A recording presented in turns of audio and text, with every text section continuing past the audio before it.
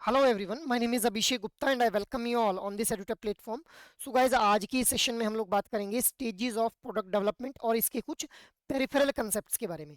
So guys, this is lecture number 11 under your Sankalp series. But before moving ahead I just want to let you know guys कि जब भी हम लोग किसी भी एग्जामिनेशन की प्रिपरेशन करते हैं तो we need to have a proper strategy guys. अब प्रॉपर स्ट्रेटेजी से मेरा मतलब क्या है कि जो प्रीवियस ईयर क्वेश्चंस और मोस्ट इंपॉर्टेंट टॉपिक्स हैं, इन दोनों फैक्टर्स की हम लोगों को जो है वो इन डेप्थ नॉलेज होनी चाहिए। तो गाइज, अगर आप लोगों का भी यही कंसर्न है with respect to this JAIIB examination, तो आप लोगों के इसी कंसर्न को रिजॉल्व किया जा रहा है with the help of this E book, जो कि एडुटैप के द्वारा लॉन्च की गई है। और इस ई बुक का लिंक आप लोगों को इस वीडियो के डिस्क्रिप्शन में मिल जाएगा, जहां से आप लोग प्रीवियस ईयर क्वेश्चंस और most important topics for each and every component of JIB examination के बारे में इन डेप्थ नॉलेज गैदर कर पाएंगे guys. So have a look on this E book अगर आप लोग अपनी प्रिपरेशन को एक सही डायरेक्शन में लेकर के जाना चाहते हैं गाइज। मूविंग अहेड, अब हम लोग स्टार्ट करते हैं आज की इस डिस्कशन को गाइज। तो आज की इस डिस्कशन को हम लोग स्टार्ट करेंगे with the stages in product development.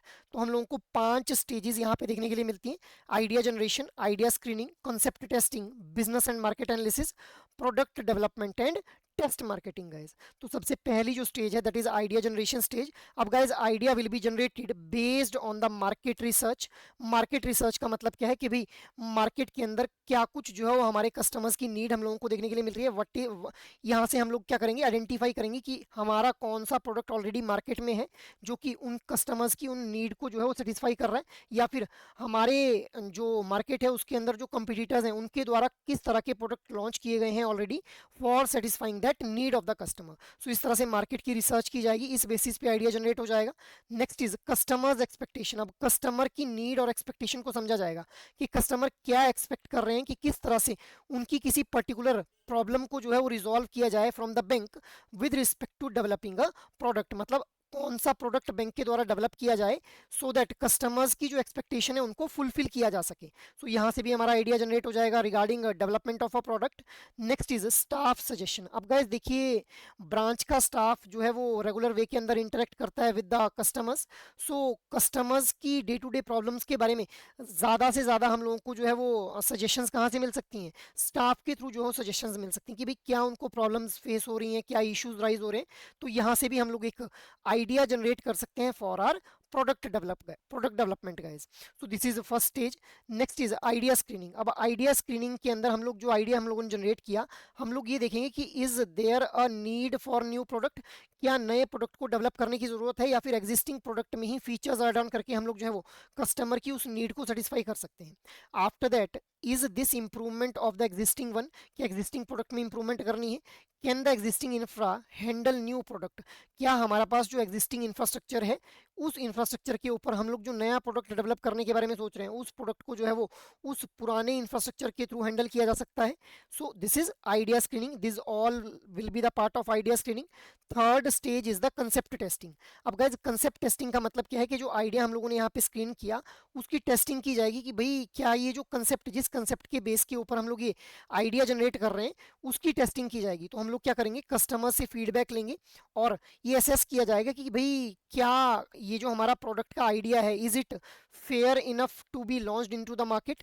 क्या मतलब मार्केट में अगर हम लोग इस आइडिया को लॉन्च करेंगे तो क्या हम लोगों को जो है वो एक पॉजिटिव रिस्पॉन्स देखने के लिए मिलेगा। सो दिस इज कंसेप्ट टेस्टिंग। अब ये कस्टमर से ही फीडबैक ली जाएगी गाइज यहाँ पे। Next stage is business and market analysis.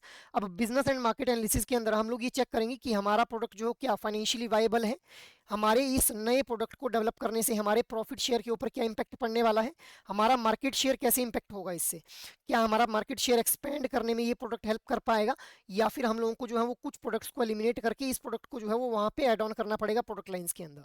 सो ये हम लोग चेक करेंगे in this business and market analysis stage. And the last stage is the product development test marketing guys. So हम लोग एक सेलेक्टेड कस्टमर्स के ग्रुप को मतलब सेगमेंट को सेलेक्ट किया जाएगा यहाँ पे। Selected custom we will use to select a customer segment. उस कस्टमर सेगमेंट को ये प्रोडक्ट दिया जाएगा यूज करने के लिए। उस कस्टमर सेगमेंट के थ्रू जो भी फीडबैक आएगी उस फीडबैक को इनकलकेट किया जाएगा उस प्रोडक्ट के अंदर। जैसे मान लो कि कस्टमर्स बोल रहे हैं कि भाई ये वाला फीचर जो है वो अच्छा नहीं है, इस फीचर को रिमूव कर दिया जाना चाहिए इस प्रोडक्ट से, तो उस फीचर को रिमूव कर दिया जाएगा। और अगर कस्टमर बोल रहे हैं कि भाई this particular feature should be added in this product so that हमारी नीड जो है वो और बेटर तरीके से जो है वो सेटिस्फाई हो जाएगी इस प्रोडक्ट के थ्रू, तो उस फीचर को ऐड ऑन कर दिया जाएगा। तो इस तरह से जो भी फीडबैक है उसको इनकलकेट किया जाएगा प्रोडक्ट के अंदर, and after that the product will be launched on a full scale guys. So ये 5 स्टेजेस हम लोगों को यहाँ पे देखने के लिए मिल रही है in the process of product development guys. Moving ahead, अब इसी ये जो हमारी स्टेजेस हैं इन्हीं को हम लोग एग्जांपल के थ्रू समझते हैं गाइस। सो फॉर एग्जांपल एक विलेज है इंडिया के, साउथ इंडिया के अंदर, जहाँ पे 90% जो लोग हैं उस विलेज के अंदर, those are applying for a semi skilled jobs in the Gulf region, but उनको डिफिकल्टी फेस हो रही है for obtaining loan for visa processing. उनको लोन ही नहीं मिल पा रहा है वीज़ा को प्रोसेस करवाने के लिए। ठीक है, तो इस ये हमारे पास एक केस यहाँ पे हम लोगों ने देखा। अब इस केस के बेस के ऊपर किस तरह से आइडिया जनरेट करेंगे हम लोग। So idea will be generated from the banks customer, क्योंकि बैंक के ये कस्टमर हैं और यहाँ पे हम लोगों को जो है वो मास नंबर ऑफ कस्टमर्स देखने के लिए मिल रहे हैं। तो यहाँ पे आइडिया कैसे जनरेट हो गया, कस्टमर्स की एक्सपेक्टेशन के बेसिस के ऊपर गाइस। अब यहाँ पे क्या किया जाएगा, special loan for visa travellers will be developed. ठीक है, ये एक स्पेशल प्रोडक्ट डेवलप करने का आइडिया हम लोगों को जनरेट हो गया यहाँ पे। Next is idea screening. अब आइडिया स्क्रीनिंग के अंदर जो ब्रांच मैनेजर है वो इस आइडिया को पास करेगा to the higher authority which is actually responsible for designing this kind of special products guys. After that concept testing. Concept testing के अंदर हम लोगों ने क्या किया कि वीजा लोन प्रोडक्ट को डेवलप कर लिया और इसको सेलेक्टेड सेट ऑफ कस्टमर्स को यूज करने के लिए दिया। उनसे हम लोगों ने पूछा कि भाई क्या इस तरह का अगर प्रोडक्ट हम लोग मार्केट में लॉन्च करें तो क्या हम लोगों को जो है वो एक इसका अच्छा रिस्पॉन्स देखने के लिए मिल सकता है या फिर नहीं मिल सकता है। After that next stage is business and market analysis. अब बिजनेस एंड मार्केट एनालिसिस वाली ये जो स्टेज है, यहाँ पे हम लोगों ने क्या देखा कि those who get visa would also open the non resident account. तो यहाँ से हम लोगों को समझ आया कि हमारे बैंक के अंदर जो एनआरई अकाउंट्स या फिर जो एनआरओ अकाउंट्स हैं उनका नंबर इंक्रीज होगा अगर हम लोग इस तरह का कोई प्रोडक्ट इशू करते हैं अपने कस्टमर्स को। तो बिकॉज जिस कस्टमर के द्वारा लोन लिया जाएगा जिस पर्टिकुलर बैंक से, उसी बैंक के अंदर जो है उसके द्वारा फिर एनआरई या फिर नॉन रेजिडेंट अकाउंट को भी ओपन अप किया जाएगा। तो इससे हमारा मार्केट शेयर इंक्रीज होने के हम लोगों ने जो वाइबिलिटी थी उसको चेक कर लिया। After that the final stage is product development, test, marketing and commercialization. तो यहाँ पे हम लोगों ने देखा कि भाई हम लोगों को मार्केटिंग के अंदर ग्रेट सक्सेस देखने के लिए मिली, जिस वजह से जो ब्रांच का बिजनेस था वो बूम कर गया गाइज। सो हम लोगों ने यहाँ पे जो फीडबैक हम लोगों ने कस्टमर्स से ली हुई थी उस फीडबैक को इनकलकेट किया, और उस फीडबैक को इनकलकेट करने की वजह से हम लोगों ने देखा कि हम मार्केटिंग वाला जो प्रोसेस था उसके अंदर काफ़ी एक ह्यूज सक्सेस हम लोगों को मिली, जिस वजह से अल्टीमेटली जो ब्रांच का बिजनेस था वो बूस्ट होने लग गया। So this is how a new product is being developed with respect to the any kind of market or any kind of product line guys। ठीक है, मूविंग अहेड नेक्स्ट हम लोग बात कर लेते हैं what are the constraints in the product development. तो constraints क्या क्या दिक्कतें आती हैं नया प्रोडक्ट डेवलप करने में गाइस। तो सबसे पहला जो कंस्ट्रेंट है दैट इज हिटेरियोजीनियस कस्टमर बेस। अब देखिए लास्ट एग्जांपल में तो हम लोगों ने देखा कि लगभग 90% ऑफ पीपल हम लोगों को यहाँ पे मिल गए जिनको एक लोन की रिक्वायरमेंट थी for availing the visa, but जरूरी नहीं है कि हर बार हम लोगों को मास नंबर ऑफ कस्टमर्स देखने के लिए मिल जाए। सो अगर हिटेरियोजीनियस कस्टमर्स हैं, अलग अलग तरह के कस्टमर्स हैं, तो उनकी अलग अलग तरह की नीड्स होंगी। तो उन अलग अलग तरह की नीड्स को किस तरह से हम लोग एक कॉमन प्रोडक्ट के थ्रू सेटिस्फाई कर सकते हैं। So it becomes a challenge for us, so it is a major constraint in product development. Next is product obsolescence. अब गाइस प्रोडक्ट ऑब्सोलिसेंस का मतलब क्या है कि अगर हम लोग अपने प्रोडक्ट को जो है वो टेक्नोलॉजी के साथ इनकलकेट नहीं करते हैं, प्रोडक्ट के अंदर एडवांस टेक वाले फीचर्स को एड ऑन नहीं करते हैं, तो हमारा प्रोडक्ट जो है मार्केट से वेनिश आउट हो जाएगा। तो इसी को क्या बोला जा रहा है, प्रोडक्ट ऑब्सोलिसेंस बोला जा रहा है। सो it is also constraint in product development. Next is product pruning. अब गाइस प्रोडक्ट प्रूनिंग का मतलब क्या है, प्रोडक्ट प्रूनिंग इज कि जहाँ पे हम लोग क्या करते हैं कि भी जो हमारा प्रोडक्ट है उसमें से कुछ ऐसे फीचर्स जिनके थ्रू हमारे कस्टमर्स की नीड सेटिस्फाई नहीं हो पा रही है, उन फीचर्स को एलिमिनेट कर देते हैं और नए फीचर्स को ऐड ऑन कर दिया जाता है। So we use to alter the existing product range guys. ठीक है, अब कौन सी फीचर को ऐड ऑन करना है, कौन सी फीचर को जो है वो हम लोगों ने रिमूव करना है, it becomes a challenge for us. So it becomes a major constraint with respect to the product development. Next constraint is difficult to come up with a product idea. अब लास्ट एग्जांपल में तो हम लोगों ने देखा कि customers की expectation से ही आइडिया जनरेट हो गया, बट हर बार एक नया आइडिया, एक इनोवेटिव आइडिया लेकर के आना जिससे कस्टमर की नीड सेटिस्फाई हो जाए, it becomes a constraint guys. After that resistance from the staff. अब मान लो एक नया प्रोडक्ट डेवलप करने वाला है कोई भी ऑर्गेनाइजेशन, और उस प्रोडक्ट को सबसे पहले जो अपने ब्रांच के स्टाफ के थ्रू ही अगर रेजिस्टेंस देखने के लिए मिल जा रही है, मतलब मान लो कि जैसे एक नया सॉफ्टवेयर डेवलप किया गया और उस सॉफ्टवेयर को इम्प्लीमेंट किया जाएगा कल से बैंकिंग सिस्टम के अंदर। अब जो बैंक का स्टाफ है वो बोले कि भैया हम लोग इस सॉफ्टवेयर को यूज़ नहीं करेंगे because we are not habitual with operating this kind of software, so हम लोग जो है वो इसको बिल्कुल भी ऑपरेट नहीं करेंगे। So this is again a constraint. तो अगर स्टाफ मना कर देगा तो it is a constraint with respect to the product development, क्योंकि स्टाफ ही हमारा क्या है, इंटरनल कस्टमर हमारा जो है वो स्टाफ ही है। कोई भी प्रोडक्ट हो, यहाँ पे मैंने हालांकि सॉफ्टवेयर का एग्जांपल लिया, बट कोई भी प्रोडक्ट डेवलप किया जाता है तो वहाँ पे इंटरनल कस्टमर हमेशा स्टाफ रहता है। तो अगर स्टाफ ही मना कर देगा तो फिर तो प्रोडक्ट डेवलप करना बहुत ज़्यादा चैलेंजिंग हो जाएगा हमारे लिए, बिकॉज इंटरनल कस्टमर्स की तरह स्टाफ एक्ट कर रहे हैं। उसके अगर इंटरनल कस्टमर सेटिस्फाई होंगे तभी तो उसके बाद एक्सटर्नल कस्टमर्स को प्रोडक्ट को दिया जाएगा। तो इसीलिए अगर रेजिस्टेंस देखने के लिए मिलता है तो it is also a constraint with respect to a product development guys. ठीक है, मूविंग अहेड, नेक्स्ट हम लोग बात कर लेते हैं प्रोडक्ट मैनेजमेंट के बारे में गाइस। अब देखिए, according to Theodore Levitt following product lines have evolved.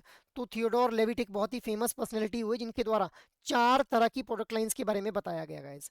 सो सबसे पहले उन्होंने बताया जो प्रोडक्ट लाइन थी that was a generic product. अब जेनरिक प्रोडक्ट नाम से ही समझ आ रहा है, जेनरिक मतलब general product which is unbranded and undifferentiated in nature. तो एग्जांपल के तौर पे जब भी हम लोगों को गाइस भूख लगती है तो मैक्सिमम हम लोग जो है वो क्या चीज़ याद कर पाते हैं, या तो राइस का हम लोगों को ध्यान में आता है या फिर ब्रेड के बारे में ध्यान आता है। So these are the generic, और हम लोग बोल सकते हैं कि अनब्रांडेड या फिर undifferentiated product, general products. Banking की टर्म में CASA that is current account and savings account are the generic product guys. अब ये जो जेनरिक प्रोडक्ट रहते हैं इनकी जो आइडेंटिटी रहती है, these products get their identity from their name that is general in nature. ठीक है, बहुत ही जनरल प्रोडक्ट होते हैं with respect to any kind of particular industry और particular segment guys. Next is expected products. अब एक्सपेक्टेड प्रोडक्ट्स जो है ये रिप्रेजेंट करते हैं कि भाई कस्टमर की मिनिमम एक्सपेक्टेशंस क्या हैं। जो भी एक कस्टमर की मिनिमम एक्सपेक्टेशन है उनको मीट किया जाता है with the help of expected products. For example, एक in the saving account customer expect to keep track of balance. अब एक सेविंग अकाउंट के अंदर जो कस्टमर है वो चाहेगा कि भाई अपना बैलेंस वो ट्रैक कर पाए, कितना उसने जो था वो फंड खर्च कर लिया, कितने उसके पास बैलेंस बच रहा है, क्या क्या उसने ट्रांजेक्शन्स की। तो इसके लिए यहाँ पे कस्टमर को पासबुक दी जाती है which is acting as a expected product guys. Next one is augmented product. अब गाइज ऑगमेंटेड प्रोडक्ट क्या है, augmented products are the enriched product which are beyond customers expectation और सजेशन गाइज। सो कस्टमर की expectation से जब बढ़ा करके feature या फिर प्रोडक्ट ऑफर कर दिया जाता है उसको बोलते हैं augmented product. For example, any branch banking for saving account. अब इसका मतलब क्या है कि मान लो एक पीएनबी बैंक है, पीएनबी बैंक की ए ब्रांच के अंदर जो है वो सेविंग अकाउंट को ओपन अप किया जा रहा है, बट इसकी एक्स ब्रांच से भी इस सेविंग अकाउंट को जो है वो ऑपरेट कर लिया जा रहा है, एक्सेस कर लिया जा रहा है। तो इसको बोलते हैं any branch banking for the saving account. So this is an enriched product guys. ठीक है, सो व्हाई, बिकॉज कस्टमर की एक्सपेक्टेशन से बियॉन्ड जो है वो फीचर्स प्रोवाइड किए जा रहे हैं इस प्रोडक्ट के through. Next is potential product. अब गाइज जो पोटेंशियल प्रोडक्ट रहता है it is also the enriched product which is also beyond customers expectation और सजेशन। बट यहाँ पे हम लोग जो है वो इसको क्या बोल देते हैं, प्रोडक्ट ऑफ टुमारो बोल देते हैं, बिकॉज यहाँ पे हम लोग टेक्नोलॉजी को भी इनकलकेट कर लेते हैं साथ में। ठीक है, एडवांस्ड टेक्नोलॉजी का यूज किया जाता है पोटेंशियल प्रोडक्ट्स के अंदर, जिनके अंदर मतलब आज जिनके बारे में हम लोग जो है वो उम्मीद नहीं कर सकते कि इनसे इतना बेटर कस्टमर की नीड को जो सेटिस्फाई किया जा सकता है, बट फ्यूचर में एक अच्छा खासा पोटेंशियल इन प्रोडक्ट्स के अंदर देखने के लिए मिलता है हम लोगों को। For example, cardless withdrawal from the ATMs. अब जब नए नए एटीएम्स आए थे तो उस टाइम के ऊपर किसी ने नहीं सोचा था कि बिना डेबिट कार्ड के भी जो है वो एटीएम मशीन से कैश को विड्रॉ किया जा सकता है। तो इसको हम लोग क्या बोल देंगे, पोटेंशियल प्रोडक्ट बोल देंगे, प्रोडक्ट ऑफ टुमारो भी इनको बोल देते हैं हम लोग। सो ये 4 प्रोडक्ट लाइंस के बारे में बताया गया थियोडोर लेविट के द्वारा। मूविंग अहेड, नेक्स्ट हम लोग बात कर लेते हैं प्रोडक्ट पॉलिसी के बारे में। अब गाइस देखिए, जब भी एक प्रोडक्ट की पॉलिसी को डिसाइड किया जाएगा तो हम लोग वहां पे सबसे पहले जो फैक्टर को डिस्कस करेंगे that is appraisal of the product line and product guys. तो कौन से प्रोडक्ट लाइन को हम लोगों ने अप्रेज करना है या फिर किस प्रोडक्ट को हम लोगों ने जो है वो और ज़्यादा प्रमोट करना है, ठीक है, इसके रिगार्डिंग डिसीजन लिए जाते हैं इस पर्टिकुलर फैक्टर के अंदर।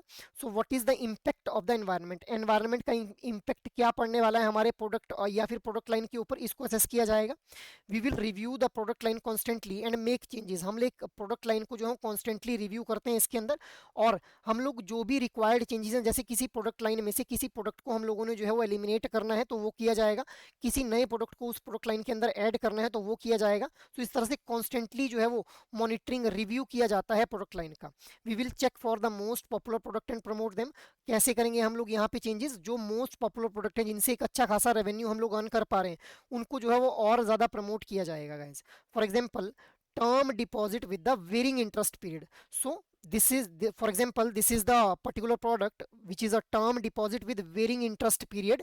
तो यहाँ पे हम लोग जो है वो इस प्रोडक्ट को ज्यादा प्रमोट करेंगे. Why? Because we will be earning great revenue from this particular kind of term deposit with varying interest periods guys. Next हमारा जो फैक्टर बनता है प्रोडक्ट पॉलिसी के अंदर, that is decision on product differentiation. So guys हम लोगों को अपने प्रोडक्ट्स को जो है वो डिफरेंशिएट करना पड़ेगा with respect to our competitors. ठीक है, differentiation is there to handle the competition. और हम लोग कैसे डिफरेंशिएट कर सकते हैं? We can highlight our USP. USP क्या है? Unique selling proposition. So unique features को हाईलाइट करके, जैसे फ्रीडम अकाउंट है तो इसकी यूएसपी क्या है कि इसके अंदर कोई भी मिनिमम बैलेंस जो है वो रिक्वायर्ड नहीं रहता है. तो इस पर्टिकुलर यूएसपी को हाईलाइट किया जा सकता है सो दैट हम लोग अपने कंपटीटर से अपने प्रोडक्ट को जो है वो डिफरेंशिएट करवा पाएंगे guys. Next is product positioning. अब guys product positioning is the third factor. अब देखिए रॉजर रीव्स के द्वारा अपनी बुक के अंदर बोला गया, उनके द्वारा एक बुक लिखी गई रियलिटी इन एडवर्टाइजिंग, जिसके अंदर पोजीशनिंग को डिफाइन किया गया as the art of selecting out of a number of USPs which gets maximum sales. So number of unique selling proposition मतलब नंबर ऑफ यूनिक फीचर्स में से ऐसे फीचर को सिलेक्ट किया गया जिसके थ्रू मैक्सिमम सेल्स हम लोग जो है वो अर्न कर पा रहे हैं. तो इसी आर्ट को क्या बोला जाता है? पोजीशनिंग बोला जाता है. ठीक है, अब यहाँ पे मोस्ट इंपॉर्टेंट फैक्टर क्या हो जाता है प्रोडक्ट पोजीशनिंग के अंदर कि भाई कस्टमर्स की मेंटल परसेप्शन क्या है, पोजीशन हम लोग क्या पोजीशन अपने प्रोडक्ट की जो है क्रिएट कर पा रहे हैं in the minds of the customer. इसी को प्रोडक्ट पोजीशनिंग बोला जाता है. सो this is also a part of product policy guys. Next is product branding. अब गाइज देखिए प्रोडक्ट की ब्रांडिंग बहुत ही इंपॉर्टेंट रोल प्ले करती है, क्योंकि आज की डेट में आप लोग देखेंगे तो किसी भी बैंक को उसके ब्रांड के साथ एसोसिएट किया जाता है. जैसे किसी एक बैंक के द्वारा जो है वो अगर वेल्थ मैनेजमेंट की रिगार्डिंग अच्छे प्रोडक्ट्स प्रोवाइड किए जा रहे हैं, अच्छी सर्विसेज प्रोवाइड की जा रही हैं, तो उस जैसे मान लो एचडीएफसी बैंक है. अब एचडीएफसी बैंक आज की डेट में एक ब्रांड है. कोई भी कल को अगर नया नया जो प्रोडक्ट लॉन्च किया जाएगा किसी और बैंक के द्वारा, तो rather than preferring for that new product launched by the new bank, हम लोग क्या प्रेफर करेंगे? भाई एचडीएफसी बैंक के द्वारा जो नया प्रोडक्ट ऑफर किया जा रहा है उसको हम लोग जो है वो अवेल करें. वाई? बिकॉज एक ब्रांड बहुत ही इंपॉर्टेंट रोल प्ले करता है. ब्रांड के थ्रू हम लोग जो है वो किसी प्रोडक्ट या फिर किसी ब्रांड को, किसी ऑर्गेनाइजेशन को जो है वो रिकॉल कर पाते हैं गाइस ब्रांडिंग के थ्रू. ठीक है, सो प्रोडक्ट की ब्रांडिंग हम लोगों को सही से करनी है. ठीक है, so that customers immediately recall कर पाएं कि भाई अगर हमारी ये नीड है तो ये प्रोडक्ट जो है वो हमारी इस नीड को जो है वो सेटिस्फाई कर सकता है. सो it becomes an important part of product policy. Next is decision on packaging. अब गाइस देखिए जितनी अच्छी तरह से आप लोगों के जो प्रोडक्ट है उनकी पैकेजिंग की जाएगी. अब जैसे आप लोग होटल्स या रेस्टोरेंट्स में जाते हैं, वहाँ पे आप लोगों को जो बढ़िया रेस्टोरेंट्स होते हैं वहाँ पे एक अच्छे तरीके से जो है डिशेज को प्रेजेंट किया जाता है. तो सिमिलरली पैकेजिंग के थ्रू हम लोग जो है अपने प्रोडक्ट को एक बेटर वे में प्रेजेंट कर पाएंगे. सो पैकेजिंग भी एक बहुत इंपॉर्टेंट रोल प्ले करती है with respect to the product policy. So ये हम लोगों ने प्रोडक्ट पॉलिसी की जब भी डिसाइड किया जाएगा तो कौन कौन से फैक्टर्स को कंसिडर करना है इसके बारे में डिस्कशन कर लिया guys. Moving ahead, now try to answer this question. An unbranded and undifferentiated commodity which is a core product is a generic product, expected product, augmented product या फिर पोटेंशियल प्रोडक्ट. सो कौन सा प्रोडक्ट बोला जाएगा? What should be the right answer here? The right answer will be option number A, that is generic product guys. So generic मैंने नाम से ही समझाया आप लोगों को कि जेनरिक मतलब general, and which is a core product. General जो हमारा जेनरिक प्रोडक्ट रहता है it is also a core product guys. ठीक है, जैसे कासा डिपॉजिट्स का एग्जांपल हम लोगों ने देखा था. Moving ahead, next one is which of the following authors have talked about the idea of positioning in his book reality in advertising? Henri Fayol Taylor, Philip Kotler, Elton Mayo या फिर Roger Reeves. So what should be the right answer here? The right answer will be option number D. और Roger Reeves के द्वारा जो book लिखी गई reality in advertising उसके अंदर पोजीशनिंग के बारे में बताया गया गाइस. ठीक है, ऑप्शन डी बिल्कुल सही आंसर हो जाएगा यहाँ पे भी. Moving ahead, now there is a case study for you guys. A tech startup is planning to launch a new mobile app that helps students prepare for competitive exams using AI-based personalized learning. The product team wants to ensure that they follow the proper stages of product development. Ab now, based on this case study, try to answer this question. The team collects feedback from the teachers and students to generate new ideas for the app. Which stage of product development does this represent? Your options are concept testing, idea generation, business and market analysis या फिर product development. So what should be the right answer? The right answer will be option number B. तो यहाँ पे idea generate किया जा रहा है, feedback ली जा रही है किसके थ्रू? टीचर्स और स्टूडेंट्स के थ्रू गाइस. ठीक है, for generating a new idea for the app. Next is The team checks if their existing server infrastructure can support the new AI features of the app. This step falls under idea screening, product development and test marketing, market analysis या फिर concept testing guys. So what should be the right answer here? The right answer will be option number A, that is idea screening. So क्या जो हमारा existing infrastructure है उसके through नए product को handle किया जा सकता है, तो ये हम लोग चेक करते हैं under this idea screening guys. So option A will be the right one here. Next is, before investing further, the company surveys a group of students to check if the AI based feature excites them. Which stage is this? Concept testing, idea generation, commercialization या फिर business analysis. So what should be the right answer here? The right answer will be option number A, that is concept test.